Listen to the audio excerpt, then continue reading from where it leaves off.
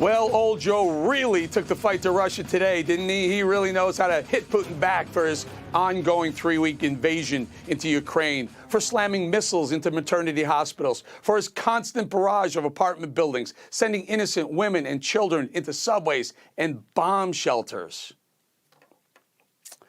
Joe Biden sent chills down Putin's spine today. That's sarcasm, folks. That poor little girl singing from a bomb shelter. That's sarcasm.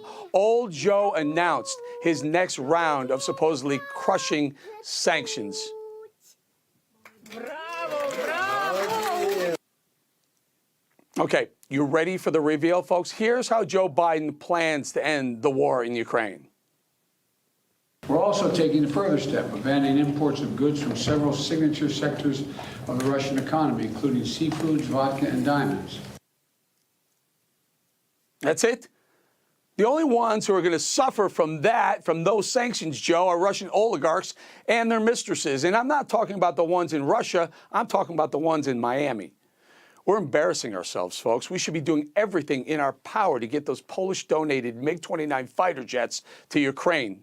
Figure it out, Joe. Use NATO pilots. Russians aren't going to shoot down NATO pilots. Maybe they will. But here's another idea. Put a Russian on board each of those planes, every one of them, as a co-pilot or payload, whatever it takes.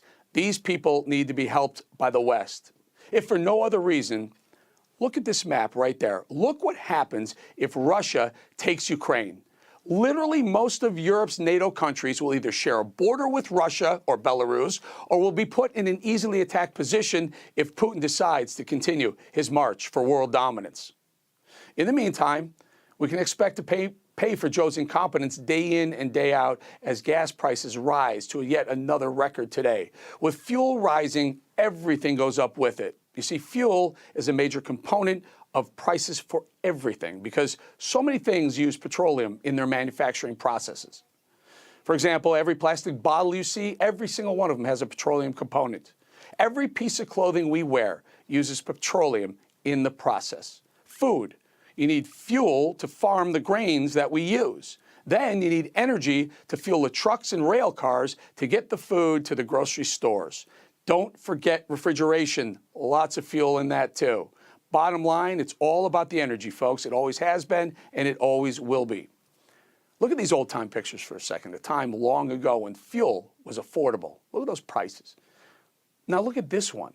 This one's from 1995. Recognize that guy? That guy knew what was up with gas prices. That's Donald Trump. Didn't he know, in fact, that that guy got gas prices down to $1.77 a gallon less than 2 years ago as president? That's right, April 2020, gas was $1.77 a gallon. Now it's 244% higher. I just filled up this morning in Florida, $4.89.9 a gallon, $88 to fill out the tank, 88. It's insane. And old Joe's answer to solve the issue: ban Russian diamonds, vodka, and seafood. Nice, Joe. $7 for a gallon of gas in California, and likely to be as much as $8 pretty soon. And Donald Trump warned us. He predicted exactly this moment if Biden were to take over. Take a listen. We have more oil than anybody, okay? And it's an incredible thing that it's happened over the last few years, a lot of great things. And you're paying, what, $2 a gallon for your gasoline? That's okay. You know what that's like? That's like a tax cut. That's bigger than a tax cut. If Biden got in, you'd be paying $7, $8, $9. Then they say, get rid of your car.